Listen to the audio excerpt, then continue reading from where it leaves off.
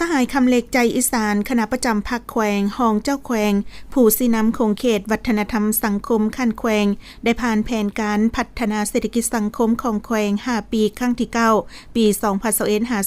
2025และทิศทาง5ปีครั้งที่10ปี2026หา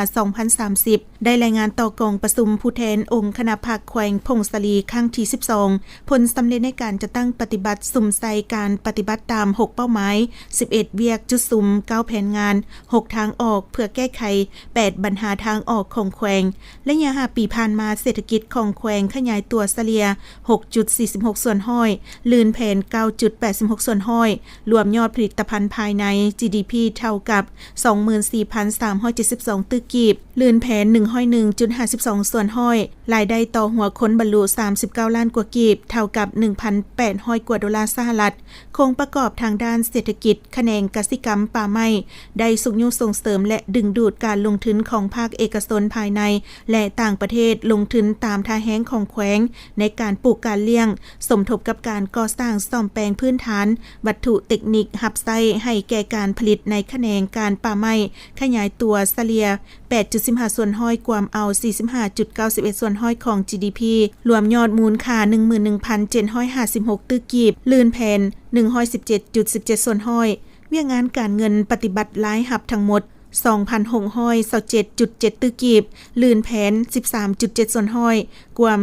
10.78 ส่วนห้อยของ GDP และรายจ่ายปฏิบัติได้ 2,263.68 ตึกกีบด้านการนำเข้าส่งออกปฏิบัติได้ 1497 ตึกกีบลื่นแผน 15.4 ส่วนห้อยในนี้มูลค่านำเข้า 2,502 ตึกกีบในนี้มูลค่านำเข้า 2,500 กว่าตึกกีบมูลค่าส่งออก 7,995 ตึกกีบลื่นแผน 39.5 ส่วนห้อยเกินดุลการค้า 5,493 ตึกกีบลื่นแผน 131.25 ส่วนห้อย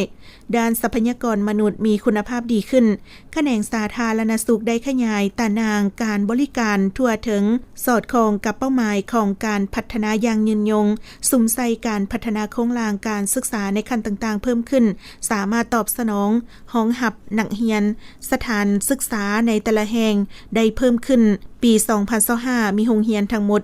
654แห่งพัฒนาสีมือแห่งงานจัดหาเวียงเฮ็ดงานทำให้ผู้ออกแห่งงานให้เข้าสู่ตลาดแห่งงานหลายขึ้นส่งเสริมการนำใช้เทคนิคเข้าในแผนพัฒนาเศรษฐกิจสังคมทิศทางแผนพัฒนาเศรษฐกิจสังคม5ปีปี2026หา